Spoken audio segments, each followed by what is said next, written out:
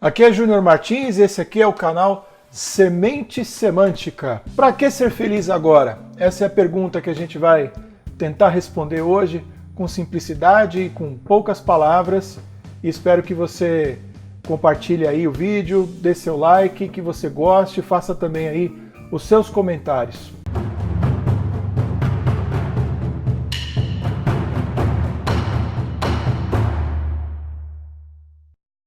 Felicidade é uma palavra que vira e mexe aparece nas nossas conversas e nos nossos diálogos. Eu me lembro que desde criança eu já ouvia do meu pai que a vida era uma tristeza com alguns momentos felizes. E eu desde pequeno eu me perguntava se as coisas eram assim mesmo. Vendo essa pergunta aparecendo na vida da maioria das pessoas e as pessoas se questionando, buscando de alguma forma felicidade, buscando de alguma forma a realização, nós vemos que essa é uma preocupação que está no coração da maioria das pessoas. Hoje em dia o que a gente acompanha, principalmente na vida de jovens, na vida de adolescentes e também, obviamente, na vida de adultos, é uma busca por realização, é uma busca por se encontrar, uma busca por se colocar no mundo. Com o advento das redes sociais, com o avanço das mídias sociais, das redes de comunicação, em que as pessoas cada vez mais expõem as suas vidas, é muito comum ver pessoas expondo as suas tristezas e as suas dores, mas ainda muito mais comum ver pessoas colocando os seus momentos de alegria, de felicidade, momentos de festa, momentos de sorriso e de grandes conquistas, mas lidando com as pessoas no dia a dia, a gente vê que a realidade das redes sociais, aquilo que aparece nas redes sociais, nem sempre bate, nem sempre casa, nem sempre se encontra na vida real das pessoas. Apesar da aparência nas redes sociais, apesar da aparente alegria, da aparente felicidade, é muito comum ver pessoas de fato tristes, pessoas de fato deprimidas, vivendo tensões familiares, vivendo desencontros.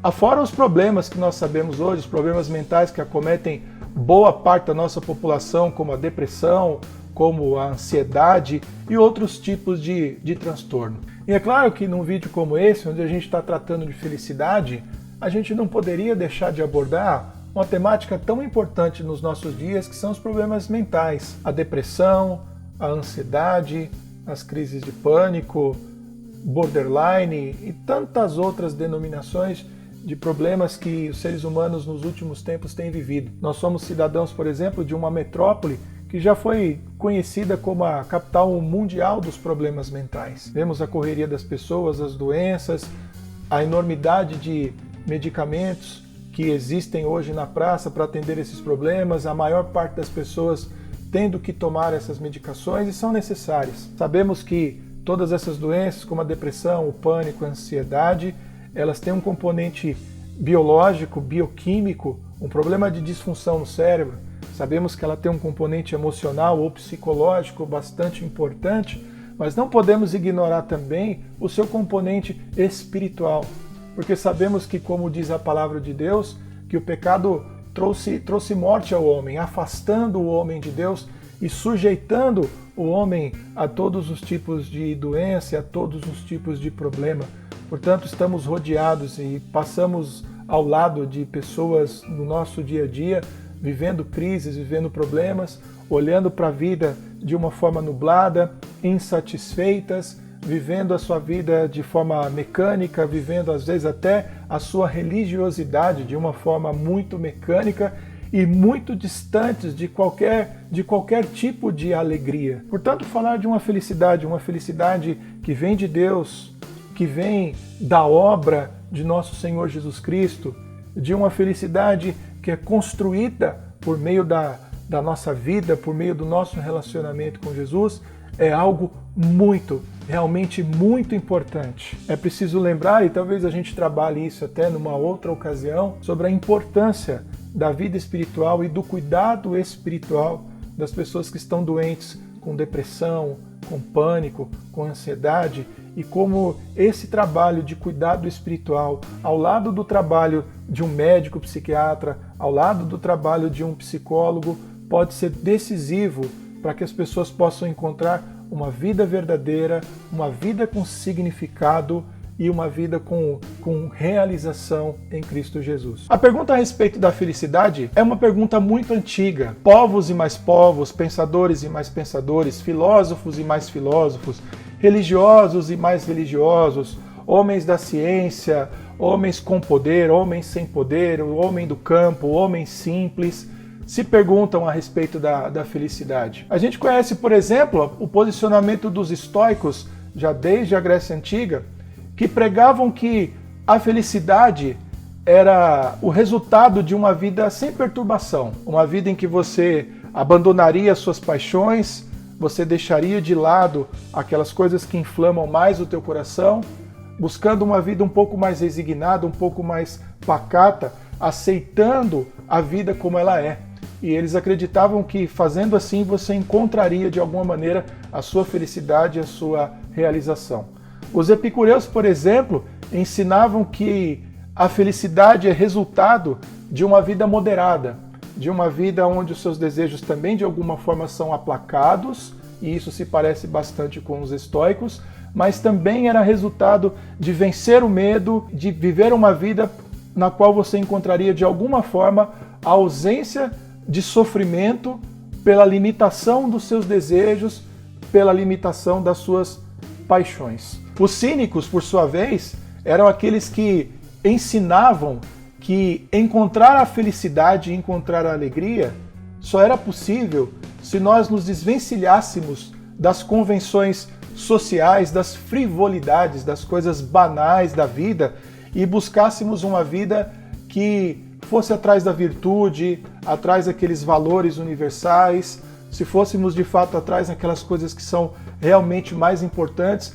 abandonando todas aquelas coisas pequenas que a vida procura nos impor. A Bíblia nos traz em diversos momentos esse tema da felicidade. E, obviamente, os conceitos que a Bíblia nos traz a respeito de felicidade, de alguma maneira vão se chocar com aquilo que nós convencionamos pensar a respeito da felicidade. Quando a gente olha, por exemplo, a vida hoje de jovens que buscam nas drogas, que buscam no álcool, que buscam no sexo fácil a sua realização, a sua felicidade, e é muito comum encontrar jovens frustrados porque esses prazeres são prazeres apenas momentâneos e que muitas vezes trazem consequências bastante severas para a vida, para o espírito e para a alma desses jovens. É na palavra de Deus que nós vamos encontrar o verdadeiro significado de felicidade e é nela também que nós vamos encontrar o verdadeiro caminho para uma felicidade verdadeira e também duradoura. Um desses momentos em que a Bíblia nos fala a respeito de felicidade se encontra na totalidade do livro de Eclesiastes, escrito pelo rei Salomão. E eu queria ler para você os 4 primeiros versículos do capítulo 9. Está escrito assim: Deveras me apliquei a todas essas coisas para claramente entender tudo isso, que os justos e os sábios e os seus feitos estão nas mãos de Deus, e se é amor ou se é ódio que está à sua espera, não sabe o homem. Tudo lhe está oculto no futuro. Tudo sucede igualmente a todos. O mesmo sucede ao justo e ao perverso, ao bom, ao puro e ao impuro, tanto ao que sacrifica quanto ao que não sacrifica, ao bom como ao pecador, ao que jura como ao que teme o juramento. E este é o mal que há em tudo quanto se faz debaixo do sol. A todos sucede o mesmo. E também o coração dos homens está cheio de maldade, nele há desvarios enquanto vivem, depois rumo aos mortos. Para aquele que está entre os vivos há esperança, porque mais vale um cão vivo do que um leão morto. É interessante olhar o livro de Eclesiastes e perceber um certo pessimismo, um aparente pessimismo na visão do autor, nos escritos de Salomão, mas é muito bom perceber a tese principal que está por trás do livro. Ao final desse livro, nós acabamos descobrindo, e ele nos revela isso de uma forma muito clara, que depois de todas as suas visões, depois de todas as suas conquistas, depois de toda a sua observação do mundo e da vida das pessoas, o que cabe a nós homens é o temor de Deus. Talvez o grande questionamento que o livro de Eclesiastes nos traga é a respeito do quanto nós devemos nos apegar às vitórias passageiras, aos prazeres momentâneos, às conquistas terrenas, enquanto a nossa vida e enquanto a nossa eternidade estão postas diante de um Deus que vai trazer a juízo todas as nossas obras. Quem costuma olhar para o livro de Eclesiastes e imaginar que Salomão estivesse deprimido, deve levar em consideração o fato de que era um homem avançado em idade, um homem que tinha experimentado absolutamente tudo daquilo que um homem é capaz de experimentar. Ele teve mulheres, ele teve vinho à sua disposição, ele teve sabedoria, ele teve palácios, ele teve o respeito das pessoas, ele teve muitos empregados, ele teve muitas posses, ele teve muito ouro, ele teve muita prata, ele teve muitos utensílios de grande valor, mas o coração dele, pelo que o texto nos revela, não se apegou a essas coisas, porque ele descobriu que nenhuma delas, desses bens materiais e dessas coisas, e dessas vitórias e dessas glórias terrenas, podiam trazer ao coração dele a felicidade. É por isso que por várias vezes ele diz: vaidade de vaidades, tudo é vaidade. É isso que diz o pregador, segundo o texto. O homem que se apega aos bens terrenos, o homem que se apega aos prazeres momentâneos, aos prazeres instantâneos, é um homem sempre infeliz, sempre vazio, sempre procurando coisas para compensar aquele vazio que há no seu coração. Mas ele nos deixa a dica, ele nos deixa o direcionamento quando ele diz que de tudo o que o homem deve saber e de tudo o que o homem deve guardar no seu coração está o temor de Deus, em temer a Deus e andar nos seus caminhos. O segundo texto que nós trazemos, e queremos deixar claro que a Bíblia, a palavra de Deus, trata desse assunto em diversas outras porções, mas daremos um destaque ao trecho inicial do Sermão da Montanha, quando Jesus está falando a uma multidão que está assentada, sedenta por ouvi-lo, e a primeira temática que ele trabalha no Sermão da Montanha é exatamente a felicidade.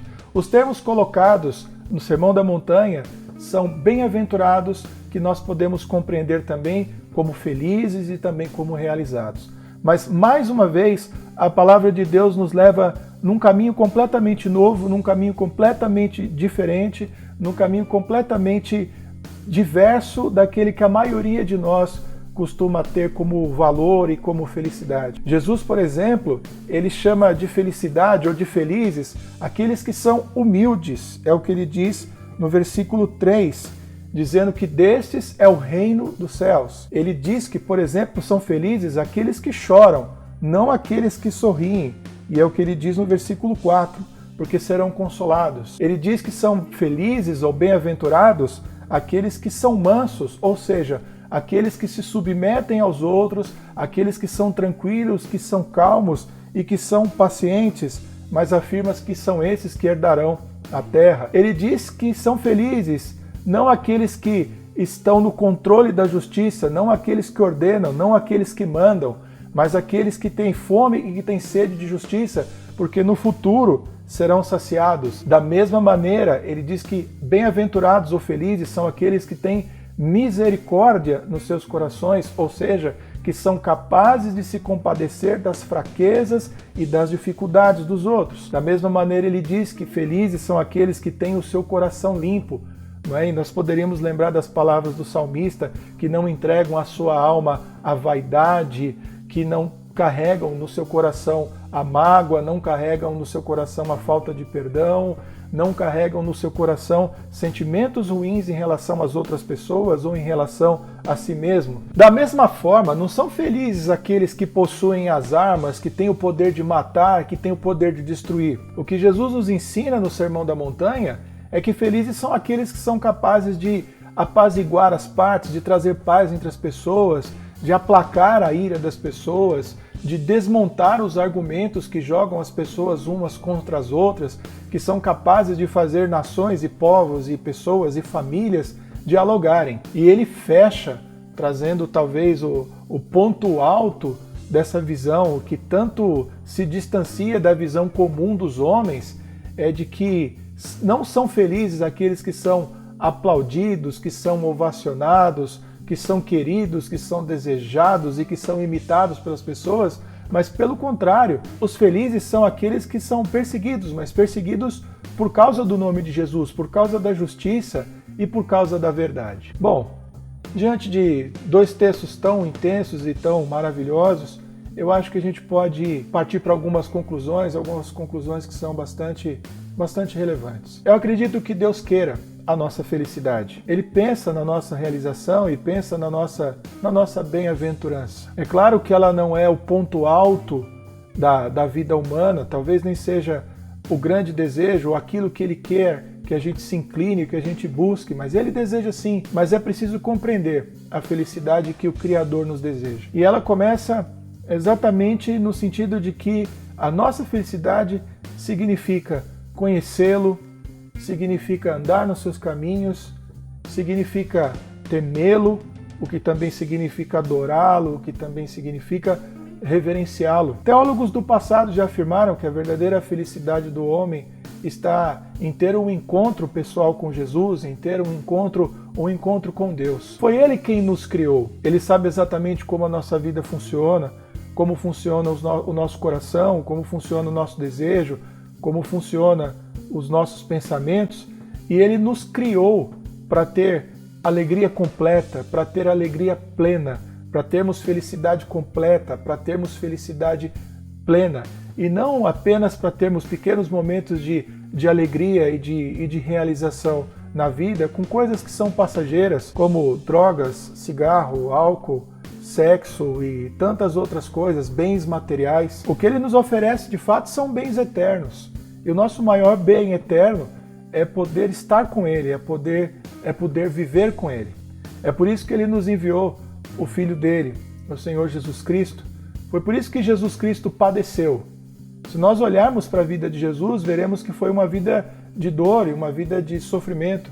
Ele precisou aprender todas as coisas. Em João 17,5, por exemplo, ele diz que deixou toda a glória que ele tinha com o Pai para que ele pudesse estar conosco. Em Isaías, no capítulo 53, mostra que ele é o servo sofredor. Em Marcos 10, versículo 45, sendo ele rei, o criador de todas as coisas, ele assumiu a forma humana para ser servo, para servir e não para ser servido. Portanto, Jesus é o nosso exemplo de que a felicidade é algo muito grande e de que é algo que é construído através de uma relação intensa, significativa, duradoura e prolongada com Deus. A felicidade, ela é o resultado de um longo plantio, de um plantio perseverante, de um plantio dedicado e de um plantio principalmente feito conforme a vontade de Deus. A Bíblia nos garante,